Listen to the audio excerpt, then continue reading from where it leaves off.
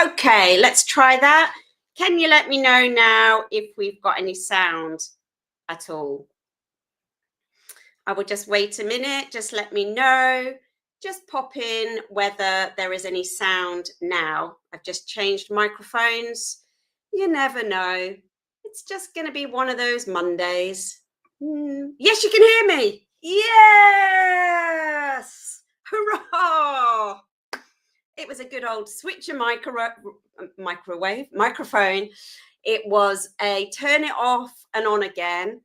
I should write a book about that, shouldn't I? Wouldn't be a very long book, to be perfectly honest. So my cup of tea is still on the table. I was just kind of sitting there thinking, is it going to work? Isn't it? I'm not going to get stressed. It's Monday. I'll continue to have my cup of tea and just carry on. So hello to those people that are helping me with my sound. Not a clue what's happening, but we're in and we're fixed and we're going to get going for today. Switching the computer on and off again has wiped out all my notes. So this could be really, really interesting.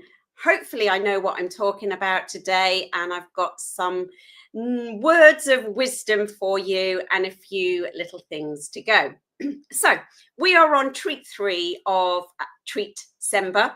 And this treat, my first treat for you, is a limited number treat. The treat that I am offering is I am opening up some VIP days in January, February and March. I'm opening up 2 a month. So clearing my diary on 2 days a month to work with some of you one-to-one in my studio or in your place of photographing. And to do this, it's going to be a 6-hour session for anyone that wants to come and spend time with me here in the studio. Or if you think, hold on a minute, I just can't get my setup right at home or in my studio, will you come to me? Yes, the answer is yes. Alternatively, if you've got a couple of friends and you're thinking, oh, VIP day, little bit pricey, not sure if I'm going to be able to stretch to that. You can share your VIP day with a friend or a colleague or someone that you want to share that day with. So the people I work with are individual photographers. I work with the hospitality industry. So I go out to hotels and restaurants, or they come to me to learn the fundamentals. But it doesn't mean to say that it just has to be one person. You can share the load. So if you are interested, the real huge difference is I am offering 30% off my VIP days until Christmas Eve. 30% off. 2 days in January, 2 days in February, 2 days in March to see some of you lovely people. If you're wanting me to come to you, just send me a message first, because if you live in Timbuktu, we're going to have to sort out the logistics of that.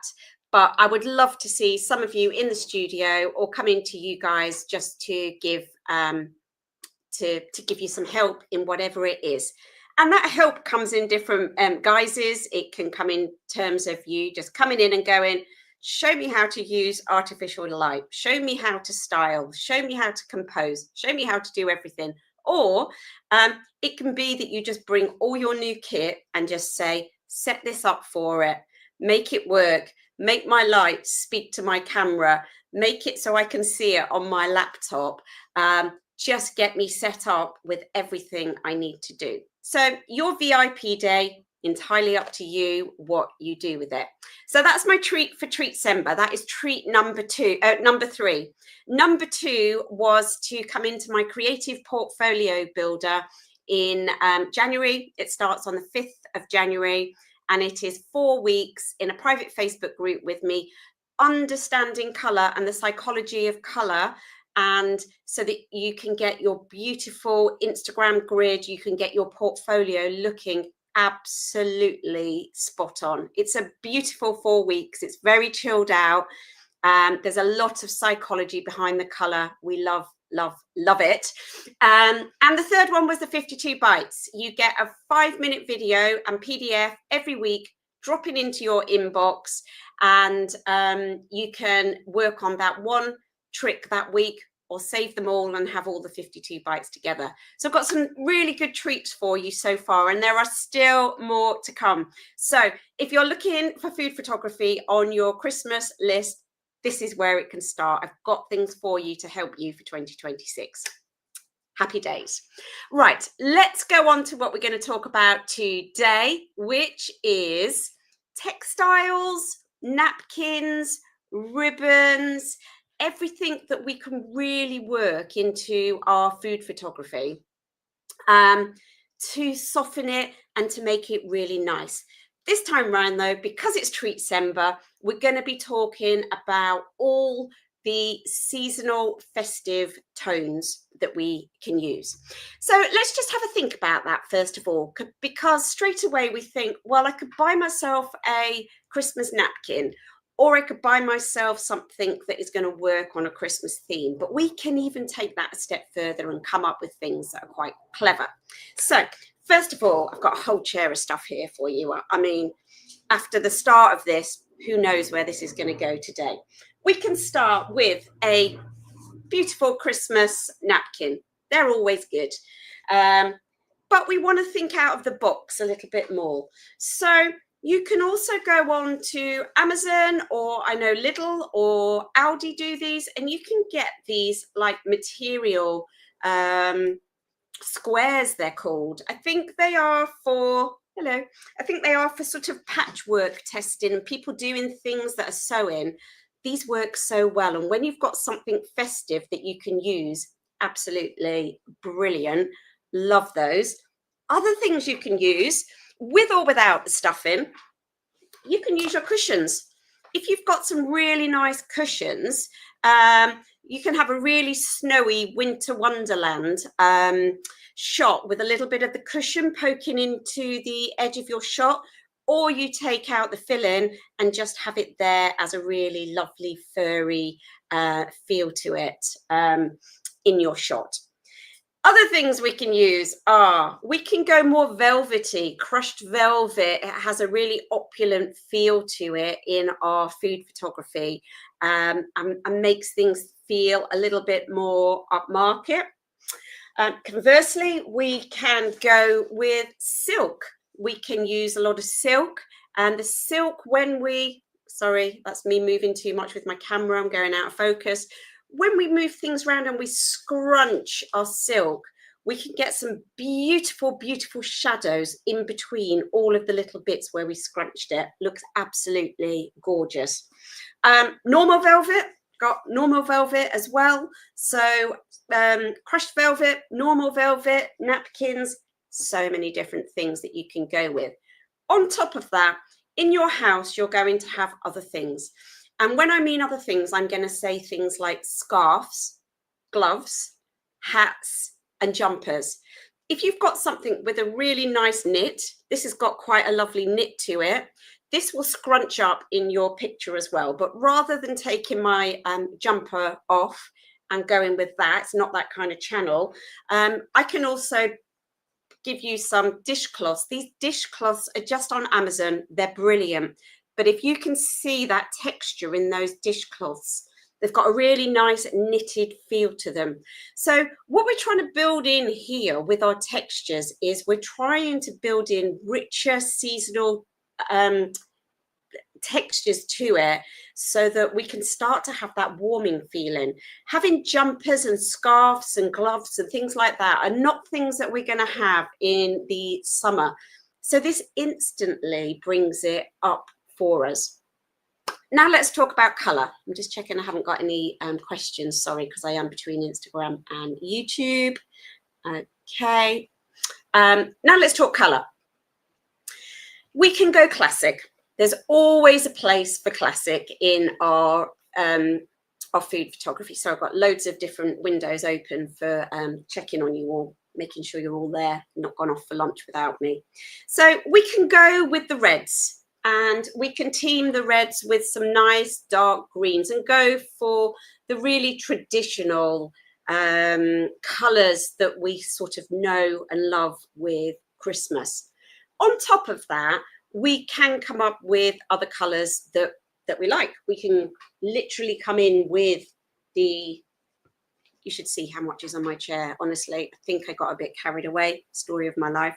We can go with kind of the warm colors. If you think like using brown kind of parcel wrapping paper and things like that, and we can team that in with all the different textures that we want to use in there, and we can start to add some golds into that and make everything work quite nicely with all of the kind of warming tones of the beiges, the browns, making it feel like quite an old vintage kind of Christmas. So again, we're always thinking about what that color could be. Or we could be then just heading for pure decadence and going for golds, or we can go for silvers and just have a hell of a lot of bling on gold, silvers, and this kind of thing. So when you're looking at your food and you're thinking, what is it that I want this food to feel like?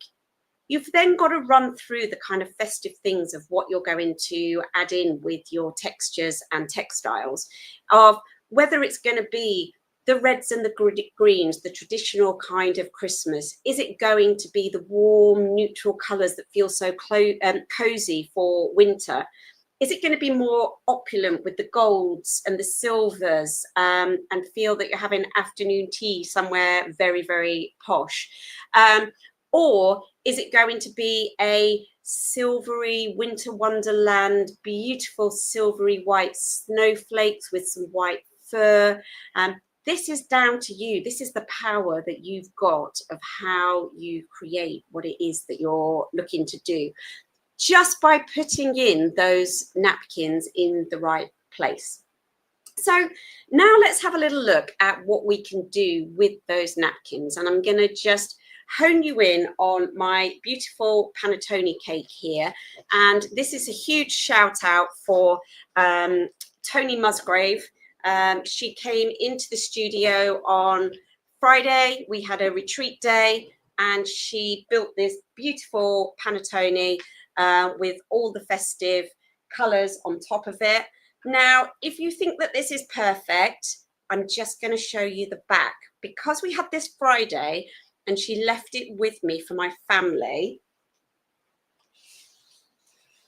we have started to eat it. So if you think that this is perfection and how are you ever going to be able to do something like this, this is not perfect.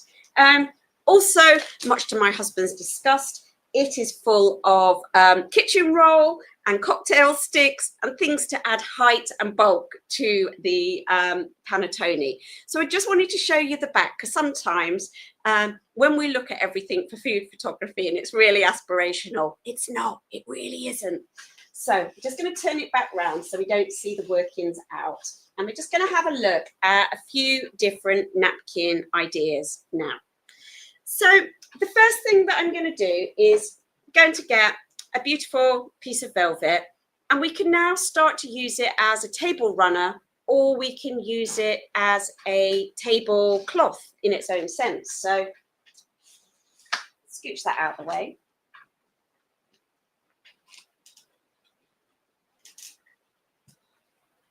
And then we can start to build around it. This is just a little velvet table mat. I think it was from Dunelm. It was probably in a pack of 4. And that just sits quite nicely, that when we start to put some little plates around it, that just gives quite a really opulent texture to it because of the velvet. To add to that, if we want to do more, we can add some velvet at the back.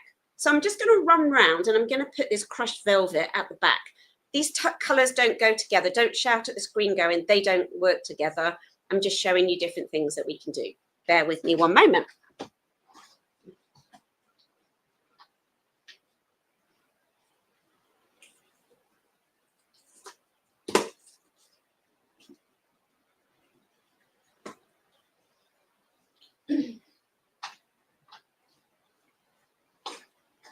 Okay, so now we've added in the crushed velvet at the back. So when we look at the textiles that we've got for our food photography, we don't automatically have to think this is just a napkin. This can be a backdrop, this can be a tablecloth, this can be a table runner. So there's different things we can do when we flatten our napkins. Alternatively, it doesn't have to be how it was when you made it, when you bought it. You can come in with this now and you can work by having it off to the side, thinking about a different way that you want to then maybe put a fork here or a plate over here. So it doesn't have to be how it was bought for you already. If we want to build on something more than that, we can get something to scrunch. So we can either use something like a scarf or something that we've got there, and we can add it and drape it into the image to just soften the image without it having a massive impact. Can you see that in there? Sorry, table's a bit juddery. So we can just soften the image itself by putting something around it, or we can add something a little bit more textured. I'm trying to find a brighter color just to show you. So we can just add something in there. Bit of napkinology. We do have to jiggle it around and zhuzh it so that it works and sits in the right place that we want. And you're probably going to zhuzh that a few times just to get it where you want it to go. Alternatively, on top of that, we've got some really nice satin, and the satin can then just be mixed all around it, and we can bring the satin in. We could put the satin up at the back as well and really, really soften down this Christmas feel of what it is that we are looking to do with our textures in the image. You may also have these little mats. These mats here have got glitter in them. Again, big shout out for Dunelm or Amazon. You can get these in different sizes. This one is too small to put under this one, but we can get one that's bigger. Let me just see if I've got one that will do. I've got them in every colour going. We can just put them under there. That adds so much texture already to the image when we look at it in camera, that we've got all the texture coming in from there.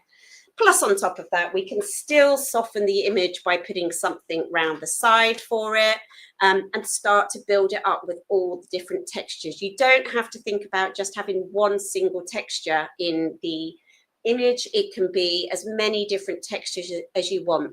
The key thing is with the textures is mix them up. Think about what you're doing. Are they a backdrop? Are they a background? Are they a table runner? Are they a placemat? Are they a napkin? What is it that you're trying to do with that textile to lift the food and really enhance the food that you've got?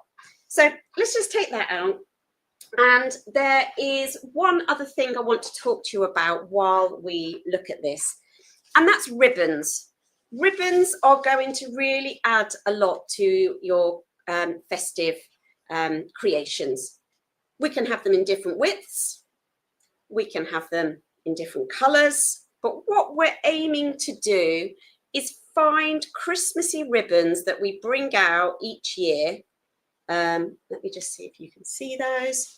This is one of my favourites. You'll probably, if you have seen my photos, you'll see that this is one I use a lot. I think it's beautiful when I'm doing something more winter wonderlandy. That one is absolutely beautiful. Some of them have got wire, so they're going to be able to sit, and you're going to be able to twist them and do different things with them there. And also, again, thinking of different textures. This here, you might not be able to pick that up on the camera. That's a velvet. So we've gone from sort of a cheap wiry one to a velvet to a beautiful ribbon, to big fat Christmas trees. You know, you need to be thinking what it is that you're looking to do as to what it is that this is going to do in your image. So talking about the ribbons itself now, what is it you want the ribbon to do? Do you want it to be a leading line into your food. So is it something that we are going to bring it so that the leading line brings our eye round and into that main hero like this? Is it something that's going to soften the image and we're going to maybe put a little bit more in around extra, too big at the front, but it might be that it's going to fill some gaps at the back, the ribbon round there. It might be that you've got different ribbons and you're going to put a ribbon around a napkin. So if we get a ribbon and we pretend that's folded, we can then get some ribbon itself. We find a smaller piece. Is that a smaller piece? You should see how many things I've got on this chair at the moment, honestly. It's going to be a bit of tidy up time after this. Terribly done. I should have done a blue Peter and had this one before, but we can start to look at our napkins and think, right, that could go on a plate. We could have that on a plate with the food, and it can add to what it is that we're doing. Where do we want it to go? How do we want people to feel about our food? We can put a napkin in with the ribbon. And lastly, with the ribbon, something that looks really cute and it really lifts things up is when you've got cookies or when you've got a stack of something, that you tie the ribbon on the top. So let's attempt it with the panettone, but obviously the panettone is already beautiful. I just want to give you an idea of what you'd do if you were stacking this with the cookies. I mean, homemade cookies with a ribbon around them look absolutely great. So we get our ribbon and all we do is we tie it around the top. You can do this with hessian. You can do this with, you know, sort of twine, whatever it is. It might be that you do a double. That looks absolutely rubbish, but obviously this is not supposed to be for this. This is already beautiful. It looks like a dog with the puppy ears. So we want to cut that off, pretend that is a stack of biscuits, and we tie it at the top and give it some really good oomph to have there. So textiles, napkins, pieces of material, anything that you want to go with, anything goes in this situation. And what you really want to be doing is to think about your Christmas stuff, think about your Easter stuff, think about your Valentine's stuff, and have them in a box ready for that time of the year, because that's really what you're, sorry, I'm just trying to get everyone back on Instagram. Hello. That's what we're trying to do. So I've got my Christmas boxes, I've got my Easter boxes, I've got my Valentine's boxes, I've got my autumn boxes. And if it's stuff that is going to be specifically for one season, keep a bag of them for each season so that you know what it is that you want to do. Because sometimes a blank canvas, a bit of Christmas food, and you just think, oh my God, what is it I'm going to do with it? Actually, having a bag full of stuff and you bring it out and you go, oh yeah, winter wonderland, gold, opulence. Oh, I'm going to do something really 1930s with this. And suddenly, instead of having creator's block, suddenly you're at the point where things are starting to make sense to you, because you've got everything unfolding in front of you. You've got to help yourself, you know, being a creative, you've got to be able to help yourself to get those ideas to flow. And if those ideas are not flowing, what can you do to kind of trick it into doing it so that you then have a creative process of what's happening? I hope that makes sense. Daryl, any tips on how to make sure the colours don't overpower the dish? I tried a mulled wine and thought the red and greens were distracting from the hero. I think the key thing to do is really to work with your colour psychology. Get yourself a colour wheel if you haven't got one, and just look at how harmonious the colours are together. And a really good tip to help you when you're photographing is look at the image upside down. If you look at the image upside down, your eyes and your brain haven't got the time to make sense of it. You know, sometimes you take a photo and you come back and you look at it and you go, what was I thinking? Because you can't always see it, and you're in the moment and you're taking the photo. So the key thing to do, if you're not quite sure or something's not working, tip it upside down and see where your eyes lead to. And always, always remember, those people that have been in my world for a while, that your hero needs to be bigger, brighter, bolder, clearer than anything else in the image. So if you're picking a napkin that's bolder, it's not going to work. If you're picking a napkin or textile that's brighter, it's not going to work. So you've always got to protect that hero and make the hero bigger, brighter, bolder, clearer. Then you are going to hopefully start to harmonize and to really make that hero, the food, the panettone, shine. Any other questions from anyone? Let me just flick into Instagram and see if I've got any there. Renu, I'm loving the ideas with the ribbon and the material texture. Oh, what did Pam say? You're here a bit late. So was I, Pam, so don't worry. Yeah, I mean, again, those of you that have been training with me and listening to things for a while, you'll know how important it is not to just stick a piece of food onto a backdrop and think that that is going to sell itself, regardless of how beautiful it is. Tony did a very beautiful job of this. But we can't get away with just putting a very beautiful piece of food on a backdrop and thinking that that's going to sell it. We have to add texture. We have to have a little emotion in there. And if we haven't got the texture and the emotion, the food looks really flat, even if it's beautiful food, which is soul destroying, absolutely soul destroying. Any other questions from anyone on either platform? Just let me know. I know there's a little bit of a lag, so I will just check.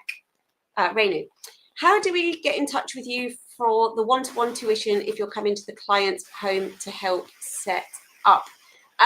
You are connected with me, Renu, so just send me a message. If you want to email me, anyone that is or isn't connected with me, I'm not distinguishing between the two. It's hello@foodiesphotography.com. That's the email, hello@foodiesphotography.com. If you forget that, you will find me on all socials as Emma Dunham or emmadunham.foodphotography.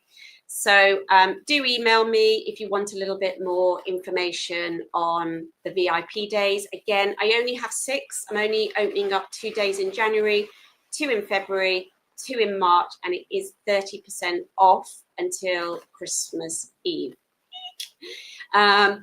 If you are on my mailing list, you will be getting all the links for all of this. You will have had some this morning. If you're not on my email, my mailing list, please go to my website, emmadunham.co.uk. Get yourself on the list, and you'll get all the links and everything that's coming out before everyone else. You're welcome. Right, I think that's it for questions. I hope that I have not missed anyone anywhere. Obviously, if you've got more questions, pop them down in the comments. I'm always happy to come back and answer any other questions. But now just think about what it is that you're going to be using with your textiles. Obviously, we've already, if you've seen the first 2 top tips from the photography show, we have already talked about the emotion of using the right color fairy lights, and whether we're going golds or silvers. That ties in really nicely now to the textiles. And last time round, we talked about sprinklage and a little bit of festive mess. So please do, if you're listening to each of these tips each week, please do start to tie them together. They're going to give you a really strong festive image that you're going to be really proud of. Okay, let me just do one more check on both platforms to make sure that no one else has asked me anything and they feel that I have abandoned them. I can't see anything else. Brilliant. Thank you very much for joining me today. Apologies about the sound and having to restart at the beginning. These things happen, but you just have to have a cup of tea and just sort of get on with it. And if you want to know any more about the offers and you're not on my mailing list, get yourself on the mailing list or contact me. All right. It's been a pleasure spending the time with you, and I will catch up with you all very, very soon. In fact, I'm back up Wednesday at 12. Hopefully I'll see you there. Thanks a lot. Bye.